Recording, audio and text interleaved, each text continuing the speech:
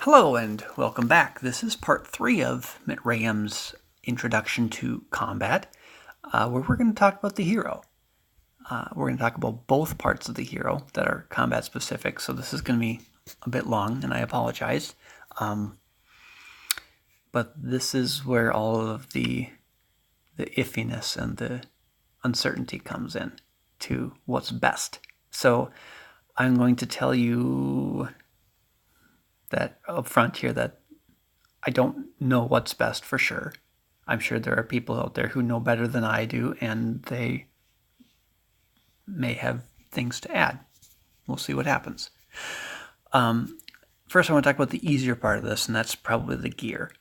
So when your hero is sent into combat with your troops, your hero provides the majority of the bonuses to your troops. So if you're looking to do a lot of damage, you send your hero with, buffed and geared for combat. However, if you don't need to do a ton of damage, like if you're just attacking tiles and you know the tiles don't have traps on them, it's probably better to leave your hero at home with the majority of your army, just in case you get caught with your shield down.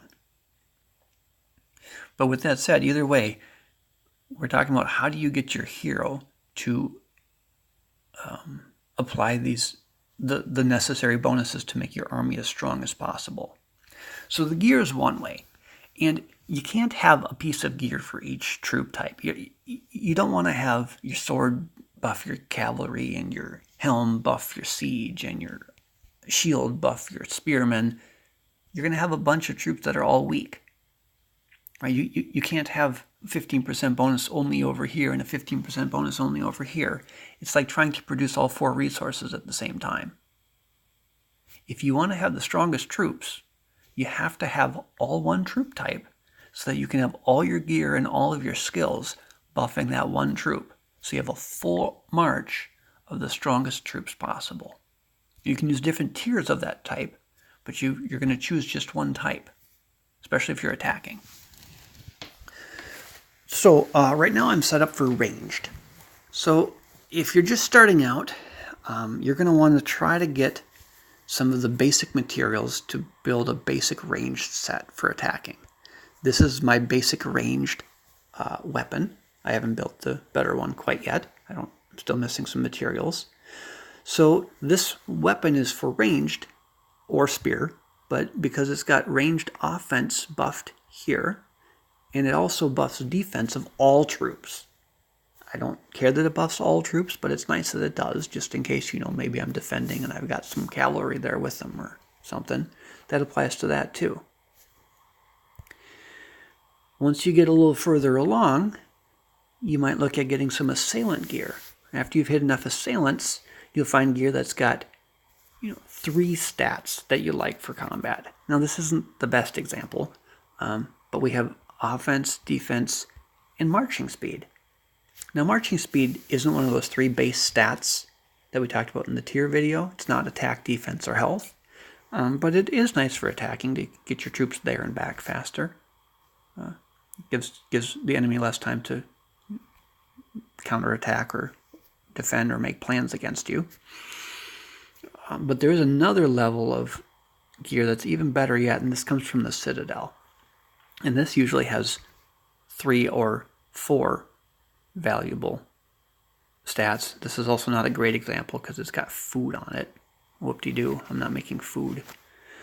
But this is a great example of almost well-geared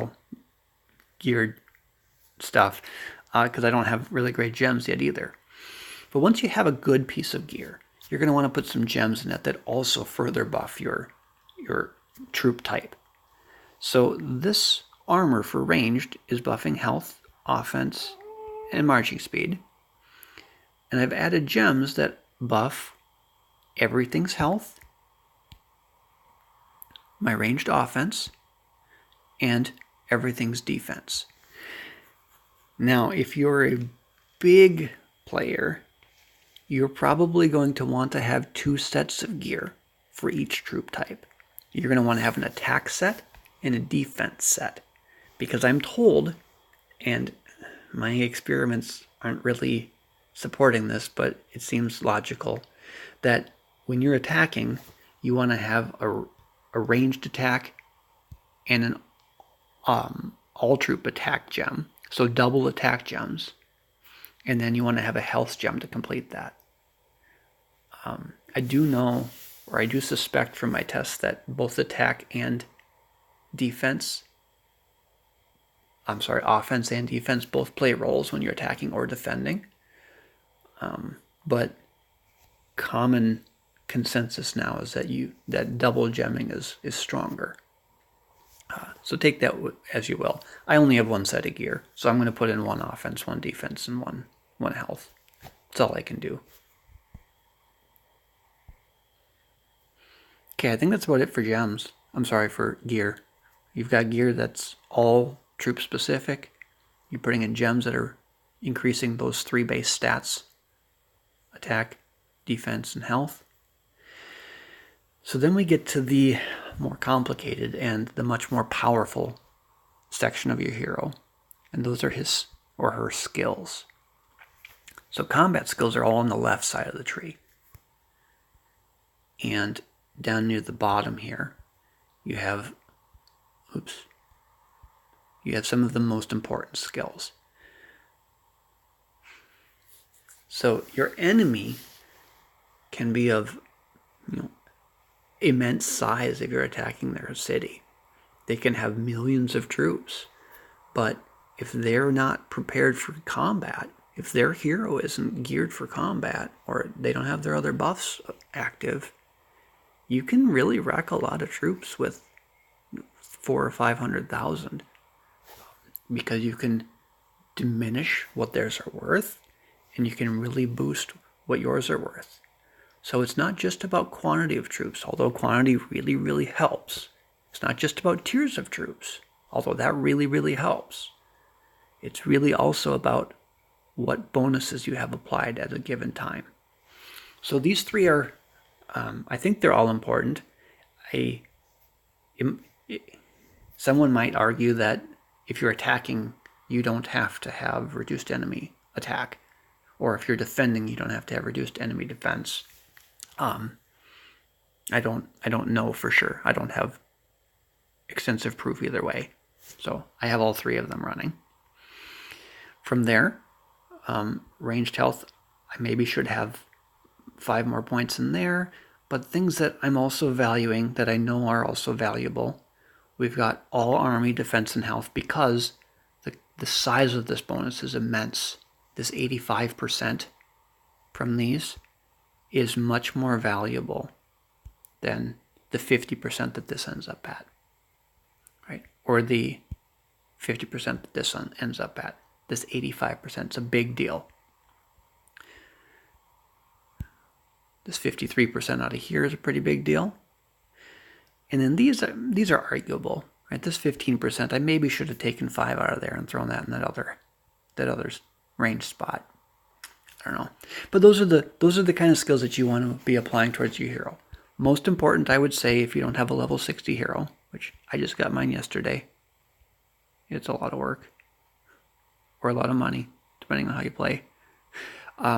These 3 I'd say are most important. Then you should probably put on these 2. And then from there, what I put on, I would usually put on this defense one, and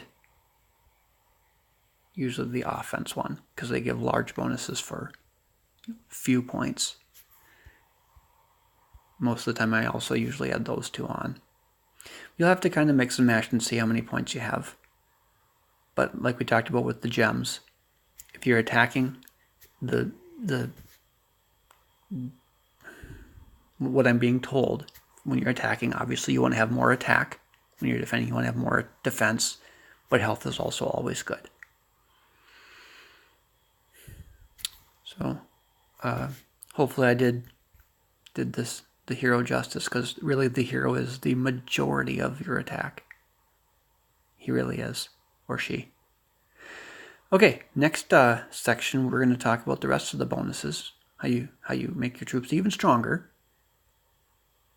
And I hope to talk to you again soon. Thanks for watching. Bye.